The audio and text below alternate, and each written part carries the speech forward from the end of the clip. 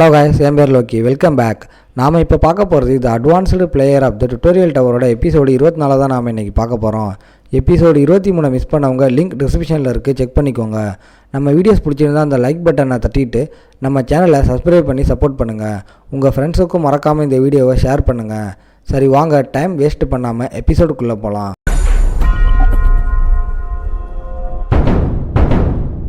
எபிசோடோட ஸ்டார்டிங்கில் இதுதானா மிஸ்டீரியஸ் காட் ஆஃப் கியர்ஸ் அப்படி இவ சொல்லும்போது அவங்க இன்னமும் அங்கே பயந்து போயிடுறாங்க. அடுத்த செகண்டே அந்த பெரிய மான்ஸ்டரும் அங்கே இருக்கிற ஆளுங்களை அப்படியே தாக்க மொத்தமாக கொள்ளுது. இதெல்லாம் தெரியாமல் நம்ம ஆள் ஃப்ளைட்டில் போனால் எவ்வளவு நேரம் ஆகும் அப்படின்னு பார்த்துக்கிட்டு இருக்கான். ஏன்னா அந்த மேஜிக் சர்க்கிள் வழியாக கிட்டத்தட்ட 5 ஹவர் ஆகுமா. அதுக்கப்புறம் தான் நம்ம ஹீரோவால் அங்கே போகவே முடியுமா. அந்த இடத்துல லீயும் சொல்கிறா, நீங்கள் எல்லாருமே நியூஸை பார்த்தீங்களா, ஜெர்மன் அந்த இடத்துல கிரவேசஸ் அது ஓப்பன் ஆகிருக்கான். எனக்கு ஆல்ரெடி தெரியும், அதை விடு, அவங்களுக்கு ஹெல்ப் வேணுமா, அதனால் ஆளுங்களை அவங்க கேட்குறாங்க. இந்த விஷயந்தான் நியூஸ் மீடியான்னு பரவி இருக்கு. முக்கியமாக கொரியாவில் இப்போ நீ தான் ஒரு மிகப்பெரிய ஹண்டராக இருக்க, அதனால் உன்னதான் அவங்க எதிர்பார்க்குறாங்க. நீ ஏதாச்சும் பண்ண மாட்டியான்னு. போன வாட்டி பண்ண மாதிரி இந்த வாட்டியும் அந்த இடத்துக்கு போகலாம் அப்படின்னு தான் பிளான் பண்ணி இருக்கியோ. ஆமாம், அதே தான். அங்கே கிம்மும் அப்படியே ஃபோனை பார்த்துக்கிட்டு இருக்கான். அந்த கிளைமரும் ஒரு விஷயத்துக்காக அங்கே சவால் விடுது. சவால் என்னன்னா, நான் 24 மணி நேரத்துக்கு இந்த ஜெர்மனியில் தான் இருப்பேன், அதுக்குள்ளே என்னை தோக்கடிக்கணும், இல்லையா ஒரு இடத்துக்கும் வந்து எல்லா இடத்தையும் நான் அழிக்கிற மாதிரி இருக்கும் இப்படின்னு அது சொல்லியிருக்கும். நம்ம ஹீரோவும் அந்த நியூஸை பார்க்குறான். இந்த கிளைமர் சோசியல் மீடியா முழுக்க அங்கே சொல்லியிருப்பாளா, உங்களுக்கு ஒரு நாளுக்கான டைம் இருக்குது, அது வரைக்கும் நான் இங்கேயே தான் இருக்க போகிறேன், உங்களால் என்னை தோக்கடிக்க முடியும் அப்படின்னு யோசிச்சிங்கன்னா நீங்கள் தாராளமாக வரலாம். தனியாக வரீங்களோ இல்லை குரூப்பாக வரீங்களோ, ஆனால் நீங்கள் ஒண்டி என்னை தடுக்க முடியலன்னா அவ்வளவுதான். நெக்ஸ்ட்டாக உங்களோட சிட்டியை நோக்கி தான் வருவேன். இதே மாதிரி கண்ணில் படுற ஒரு சிட்டியை நான் தரமட்டமாக அழிக்க போகிறேன் அப்படின்னு அங்கே சோசியல் மீடியா முழுக்க இவ சொன்ன விஷயந்தான் அங்கே பரவிட்டு இருக்கு. அங்கே ஜெர்மனோட பெரிய சேர்மன், அவருக்கு அங்கே என்ன பண்ணணும் அப்படின்னு தெரியலை. அவர் என்னன்னா மண்டையை பிடிச்சிட்டு உட்காந்துருக்காரு. ஏன்னா அந்த இடத்துல இதுக்கு முன்னாடியே 32 S rank hunters, 68 A rank hunters எல்லாருமே அந்த இடத்துக்கு போனாங்க. ஆனால் யாருமே இப்போ உயிரோட இல்லை, ஒட்டுமொத்தமாக அப்படியே கொண்டு முடிச்சிட்டாவ. அது போக இந்த அழிவு ஜப்பானை விட ரொம்பவும் அதிகமாக இருக்குது. அங்கே இப்படி நீ எல்லா விஷயத்தையும் ரிப்போர்ட் பண்ண அந்த இடத்துல அங்கே சேர்மனுக்கு என்ன பண்ணணும்னு தெரியல.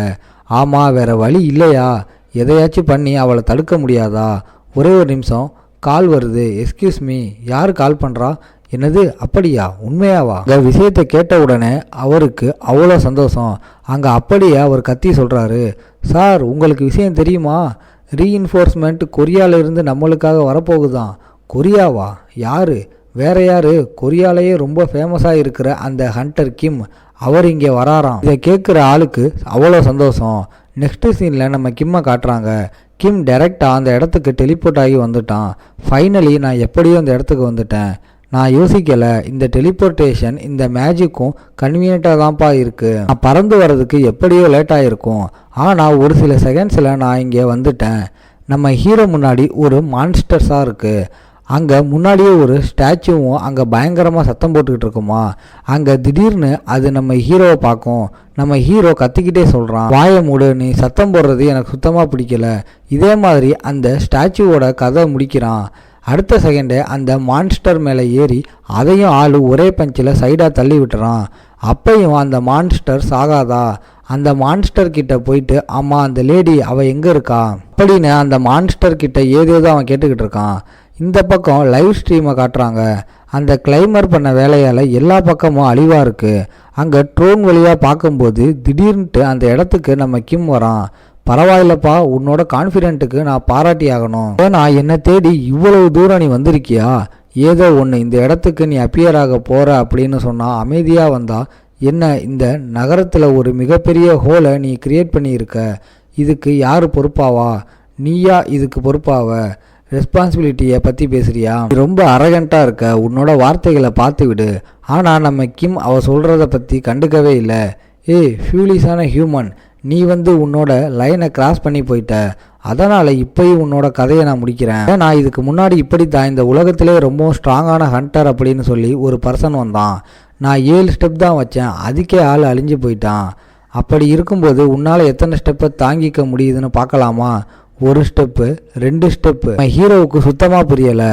ஏன்னா அந்த இடத்துல ஏதோ ஒரு ஸ்ட்ரேஞ்சான எனர்ஜி பரவுது அப்படின்னு மட்டும்தான் நம்ம ஹீரோவுக்கு தெரியுது, என்னன்னு தெரியலை. அங்கே 3வது 4வதுன்னு வைக்கும்போது அங்கே பயங்கரமான மானா எனர்ஜி ஃபீல் ஆகும். இந்த எனர்ஜி போக போக அதிகமாகுது. இந்த எனர்ஜி எப்படி இருக்கும்னா இது மொத்தமாக என்னை க்ரஷ் பண்ணுற மாதிரி ஃபீலிங் வருது. இதே மாதிரி அந்த லேடி 4வது ஸ்டெப்ஸை வைக்கும்போது அந்த இடத்துல ஒரு பிரகாசமான ஒளி வரும். 5வது ஸ்டெப்பில் அந்த ஒளியே நம்ம ஹீரோவை நோக்கி அப்படியே தாக்கும். ஆனால் நம்ம ஹீரோ அதுக்குள்ளே அவனோட பவர்ஸை ஆக்டிவேட் பண்ணிடுறான். நானும் சும்மா இருக்க போகிறதில்ல, என்னோட ஸ்ட்ராங்கான அட்டாக்கை உனக்கு நான் காட்ட போகிறேன். அப்படியா? உண்மையான ஆட்டமே இப்போ தான் ஆரம்பிக்குது. 6வது ஸ்டெப்பு 7வது ஸ்டெப்பு என்னாச்சு? என்னால் என்னோட மானாவை கண்ட்ரோல் பண்ண முடியலை. இப்போ அவள் பண்ணுற வேலையால் இங்கே ப்ரெஷர் ஒண்டி தான் க்ரியேட் ஆகுதுன்னு கேட்டால் அது ஒண்டி கிடையாது. என்னோட பாடியில் இருக்க மானா அது கொஞ்சம் கொஞ்சமாக எக்ஸ்பேண்ட் ஆகிட்டுருக்கு. இந்த ஃபீலிங் இது இதே மாதிரி போச்சுன்னா அவ்வளவுதான், என்னோட பாடி அப்படியே 2ஆக கிழிஞ்சிரும் போல. இல்லை, நான் ஒன்றும் அப்படி பண்ண விட மாட்டேன் அப்படின்னு கிம் செம வேகமாக வருவானா. அங்கே அப்பையும் அந்த லேடி சொல்கிறா, பரவாயில்லை, இதுக்கு முன்னாடி ஒரு பர்சன் வந்தான், ரொம்ப ஸ்ட்ராங்கஸ்ட் மேன்னு. அவனை கம்பேர் பண்ணால் நீ ஸ்ட்ராங்காக தான் இருக்க. ஏன்னா சும்மா இல்லை, ஏன்னா 7 ஸ்டெப்புக்கு மேலே நீ தாங்கி இருக்க. சரி, இப்போ என்ன பண்ணுறேன்னு பார்க்கலாமா? 8வது ஸ்டெப்பு 9வது ஸ்டெப்பு அங்கே 10வது ஸ்டெப்பை வைக்கிறதுக்குள்ளேயே நம்ம ஹீரோ மூஞ்சிலே ஒரு அடி அடிக்கிறான். அப்புறம்தான் நம்ம கிம்முக்கு ஒரு பயங்கரமான ஷாக்கு.